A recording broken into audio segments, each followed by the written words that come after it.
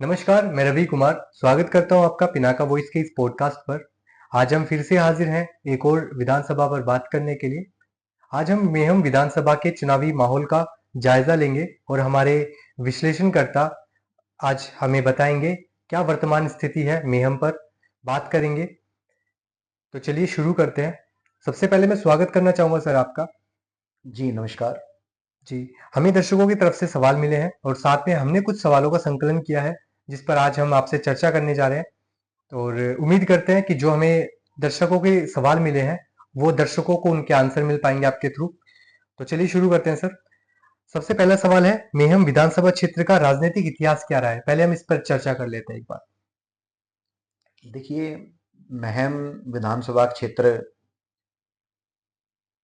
लगभग 1982 से भी पहले से विधानसभा है और ये ग्रामीण विधानसभा है, लेकिन ये काफ़ी चर्चित विधानसभा रही है।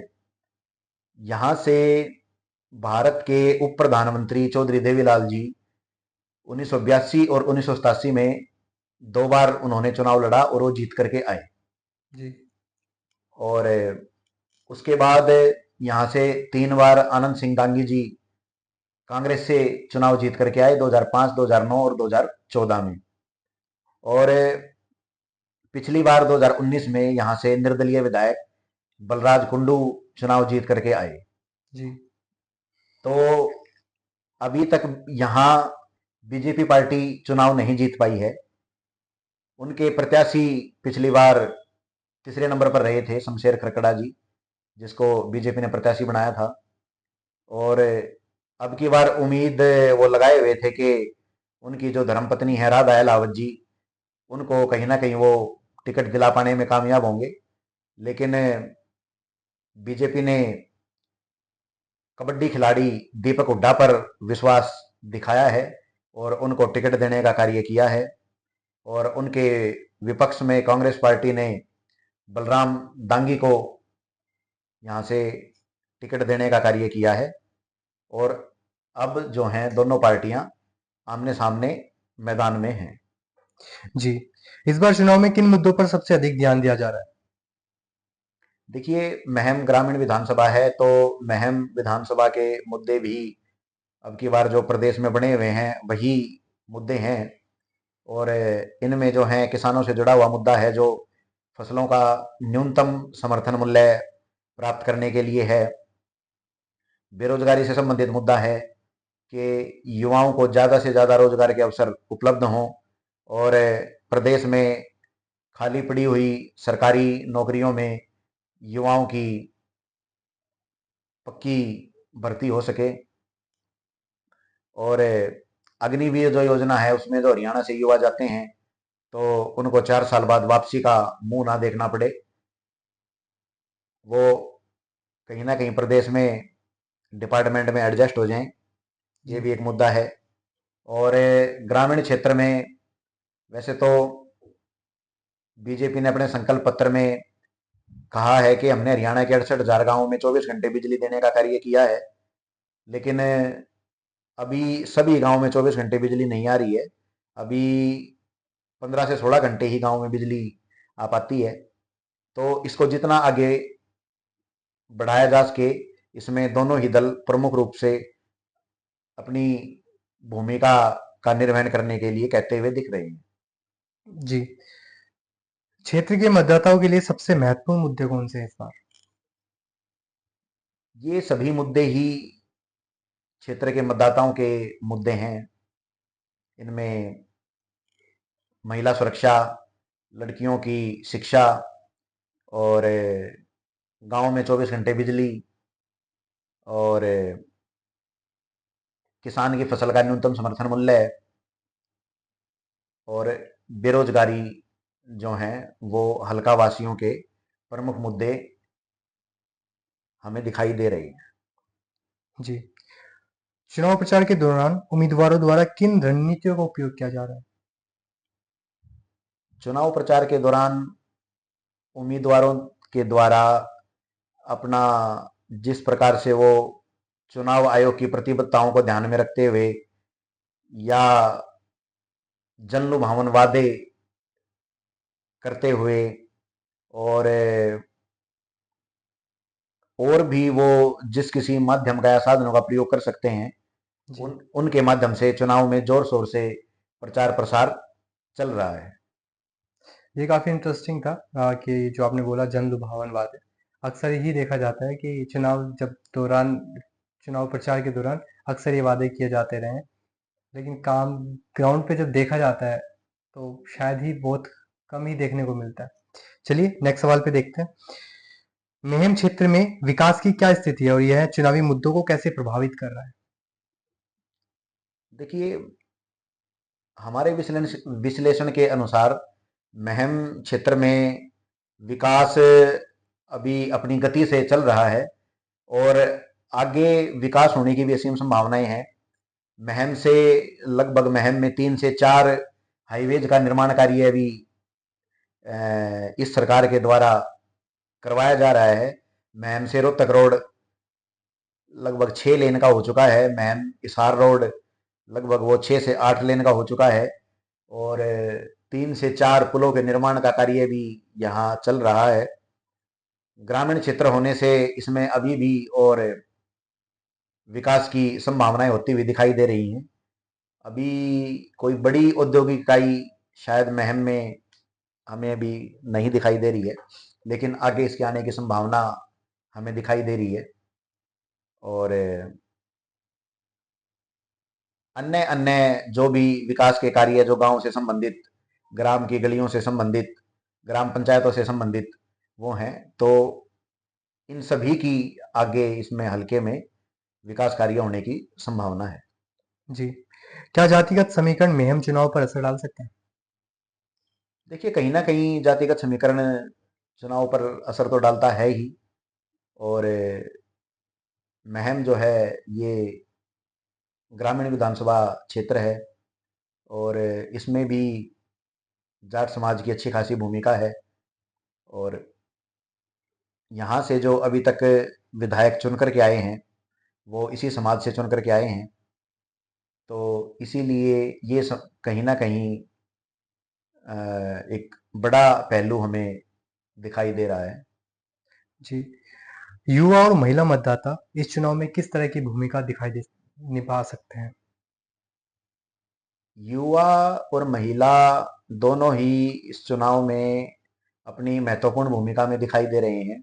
महिलाओं के भी मुद्दे काफी दिलों तक जा रहे हैं, जिसमें महिला सुरक्षा एक अपने आप में विषय है और महिलाओं की शिक्षा, लड़कियों की शिक्षा,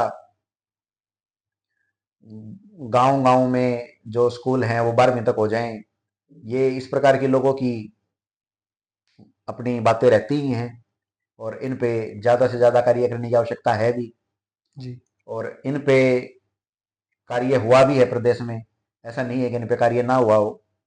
और युवाओं की एक अच्छी खासी आबादी जो है वो प्रदेश में निवास करती है और युवा मतदान में और चुनाव में काफ़ी महत्वपूर्ण भूमिका निभाते ही हैं। और युवाओं के जो मसले हैं वो बेरोजगारी से जुड़ा हुआ काफ़ी रहता है, क्योंकि उनको अगर युवा को ही रोजगार नहीं मिलेगा तो फिर युवा का जीवन तो व्यर्थ हो जाता है।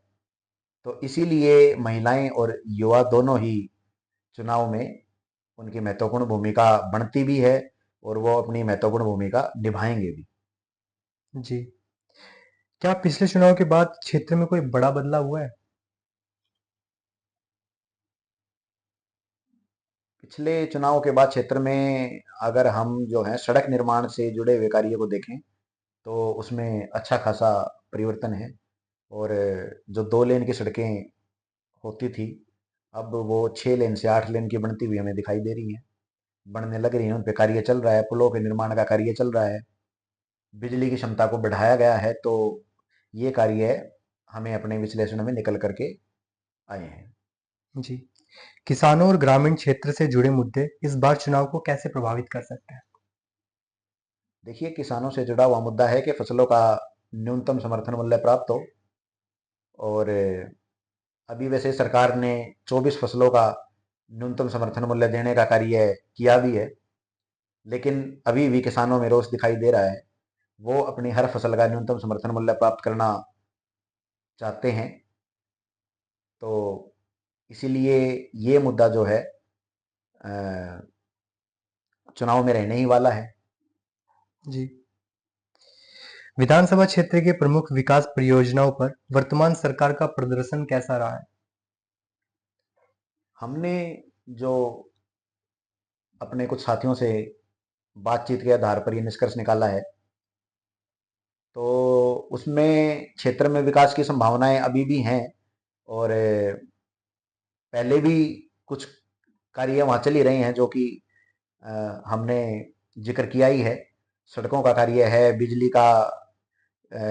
उत्पादन को बढ़ावा देने का कार्य है। तो इससे क्षेत्र में अच्छा खासा असर तो हुआ है।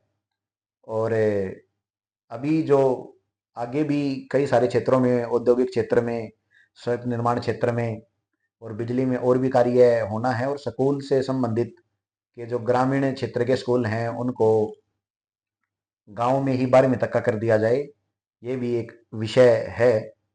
और इस पर आगे जो भी यहाँ से प्रत्याशी, पिछली बार तो बलराज कुंडू जीत करके आए थे, अगर अगली बार भी, इस बार भी अगर वो जीत करके आते हैं तो कहीं ना कहीं विधानसभा में अपने मुद्दों को रखने का प्रयास करेंगे।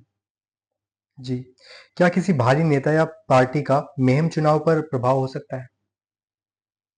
नहीं, ऐसा तो इस हल्के में हमें होता हुआ नहीं दिखाई दे रहा है।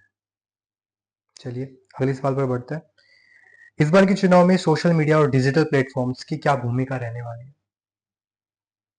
देखिए, प्रदेश के चुनाव में सोशल मीडिया और डिजिटल प्लेटफॉर्म की भूमिका अच्छी खासी मात्रा में रहने वाली है।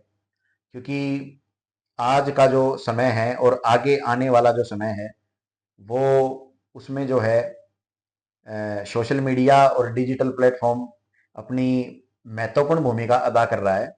जी। और अभी इसका जो यूज है या इसके जो यूजर्स हैं वो बढ़ने ही वाले हैं, उनमें कम होने का तो कोई चांस भी नहीं है। जी। ये और तो सभी पार्टियां और सभी प्रत्याशी, चाहे वो जो भी हैं, तो इस प्लेटफॉर्म का इस्तेमाल कर ही रही है। जी। क्या बलराज कुंडू द्वारा बेटियों के लिए किए गए कार्य चुनाव को उनकी तरफ झुका सकते हैं? हमने जो बातचीत के आधार पर पाया है कि कहीं ना कहीं बलराज कुंडू जी को अपने किए हुए कार्यों के आधार पर बढ़त मिलती हुई दिख रही है। क्या बलराम दांगी युवाओं के लिए पसंद बनेंगे इस बार? देखिए, कांग्रेस पार्टी ने बलराम दांगी जी को टिकट दिया है और उन पर विश्वास दिखाया है। अच्छा खासा संघर्ष चुनावी मैदान में होने वाला है। अब ये तो हल्के की जनता ही बताएगी और हमें भी चुनाव परिणाम पर ही पता चलेगा कि क्या हल्के में परिणाम रहा है। तो चलिए, मेहम विधानसभा में बलराज कुंडू और बलराम दागी दोनों मजबूत लीडर हैं और दोनों के बीच में कांटे की टक्कर रहने वाली है। सवाल हमारे बस इतने ही थे इस बार। इस पॉडकास्ट को हम और आगे सवाल लेके जाएंगे, लेकिन आपके सवालों के साथ। उम्मीद है आप हमें और भी सवाल देंगे जिन पे हम चर्चा करेंगे और आपको जायजा देते रहेंगे वर्तमान में चल रहे चुनावी माहौल का। अब तक के लिए इतना ही। अगर आपको ये वीडियो पसंद आ रही है तो इस वीडियो को लाइक कर दे, इस चैनल को सब्सक्राइब कर दे। मिलते हैं आपको नेक्स्ट पॉडकास्ट में, तब तक के लिए जय हिंद, जय भारत।